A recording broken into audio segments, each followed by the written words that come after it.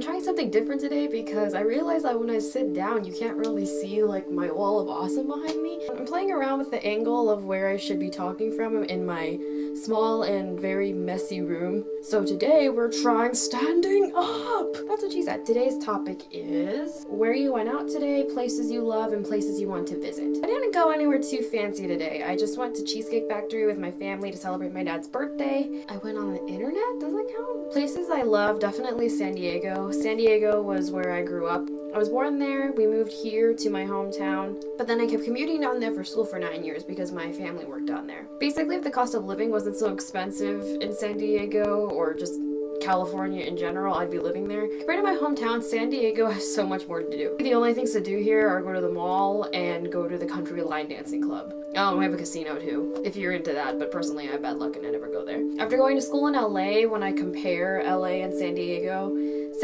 to me is more ideal. It's not too hectic like LA is, and there's still quite a lot to do there.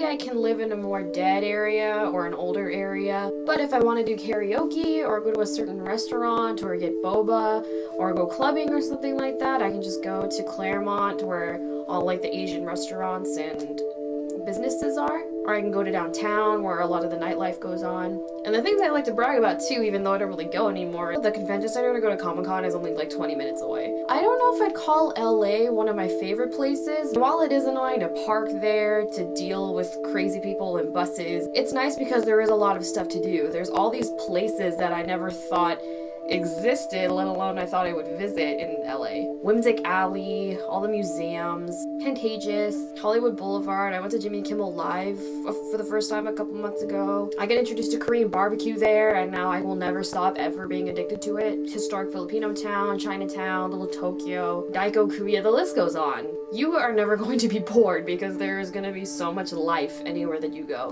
One place that I love is Switzerland.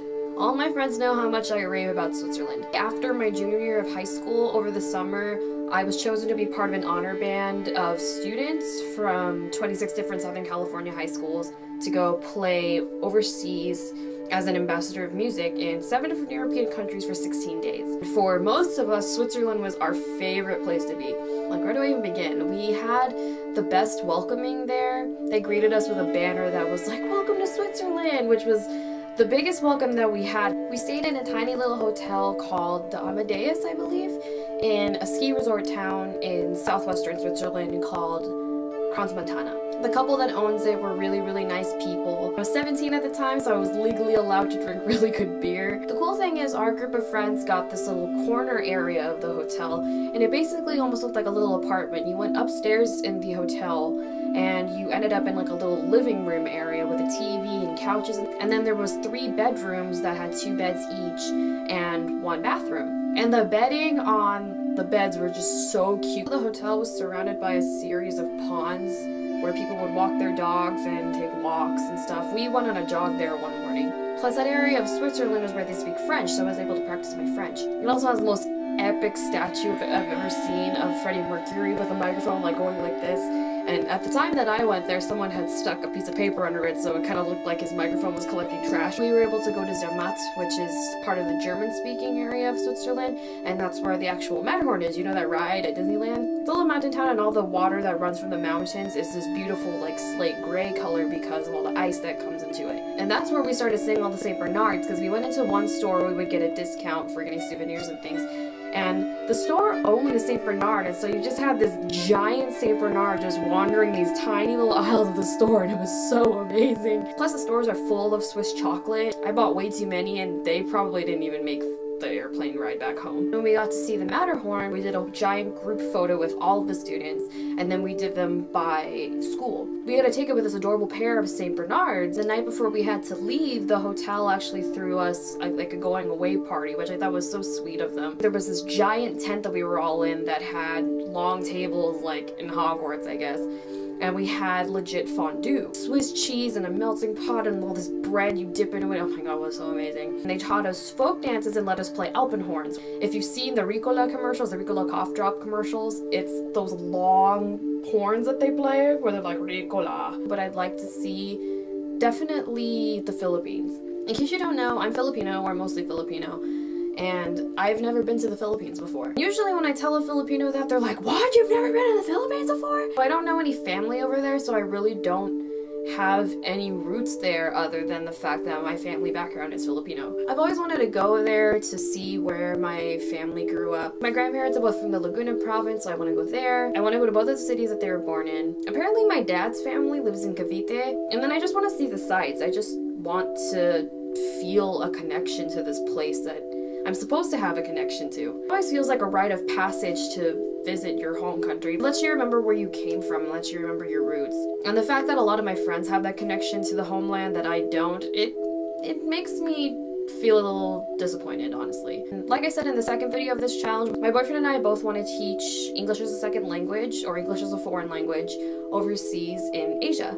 So we want to hit up Japan, Korea, and China. For any person who grew up watching anime or reading manga or even just playing video games, like, Japan is like the dream. Eating the food, I really want to go to the Harajuku district, the new YouTube building that's there too. See the cherry blossoms, visit temples. I really want to go to Korea. I'm not really too big a part of the whole fandom thing that comes around with K-pop. So when I started listening to K-pop, I was like, oh, this language sounds really interesting, because that's the linguistics nerd in me. And so as I took classes and learned more about it, the need to go just kind of grew. Of course, watching YouTubers who live there doesn't help either. It just makes me go, oh, you're experiencing all these places. Oh, I just want to go. There's so many interesting places there. Plus the food. I love spicy food. China's really more for my boyfriend, but hey, it's still another interesting country. My boyfriend is the one who's definitely way more into Chinese culture than I am. He got into Mando Pop a long time ago.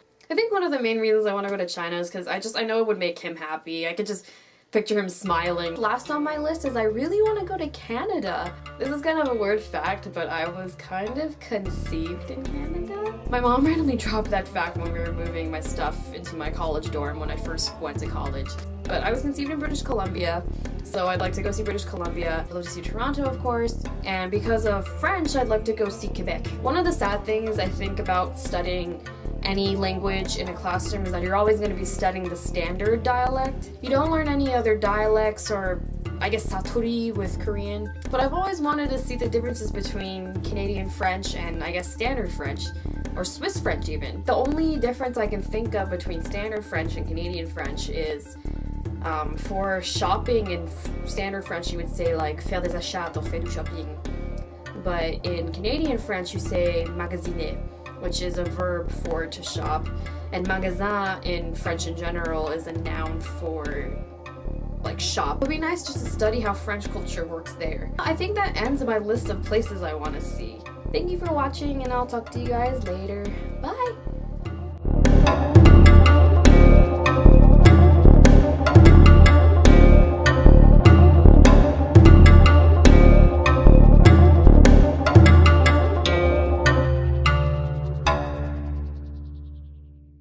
I would like to go back to Paris though, to go to Disneyland Paris, just because I heard that their Space Mountain is the best. And they have corkscrews and loops and stuff in the dark, and I want that. Why don't we have that here?